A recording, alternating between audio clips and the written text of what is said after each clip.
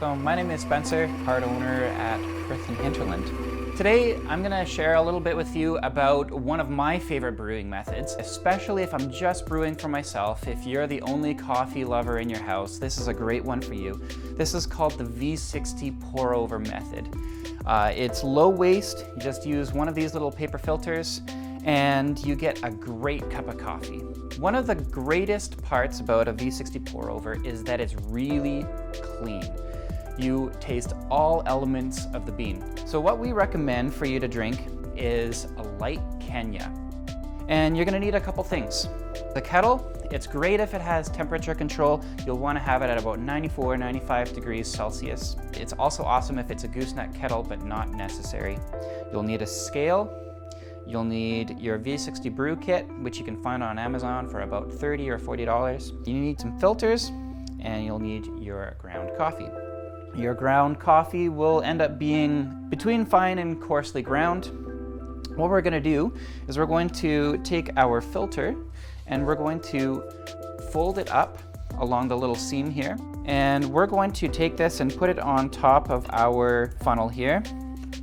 One really important step is to make sure that you rinse your paper filter. It gets rid of some of the filter taste. We recommend doing this every time. And it also heats up your decanter. So we're just gonna take this, dump it into our sink. Now that our decanter is preheated and we have our filter on top, we're going to turn our scale on and it's gonna be zeroed out. Today we're gonna do a 15:1 ratio. So we're gonna do 20 grams of coffee for 300 grams of water. So we're gonna wanna have our coffee sort of flat in the bed here. So now we have 20 grams in our filter, and one of the most important things here is that we're going to do a bloom.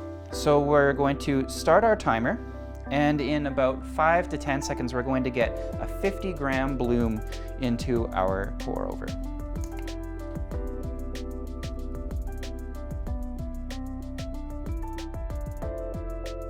Our bloom is bubbling up. Right now, what that is doing is releasing some gases from the coffee.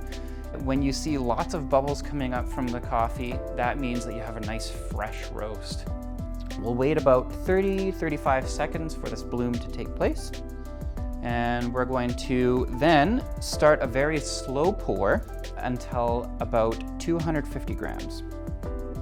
Slowly pour over all of the darker spots in a circular motion, making sure to get all of the bed of coffee.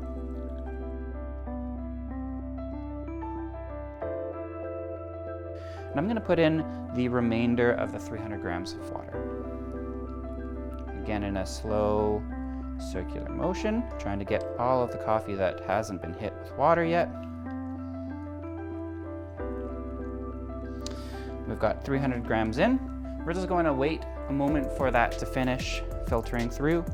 Your filter time should be about 3 minutes, including the bloom. So we're at 2 minutes and 15 seconds here.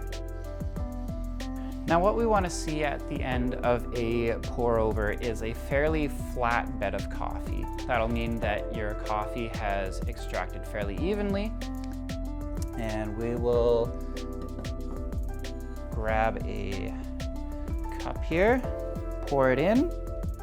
We've got a really nice red tinge to our coffee. It's very nice and clear, as you can see. This is what you want out of a pour over. You'll end up with a really clean, crisp, light cup of coffee, and I recommend it for anyone who's brewing for just themselves.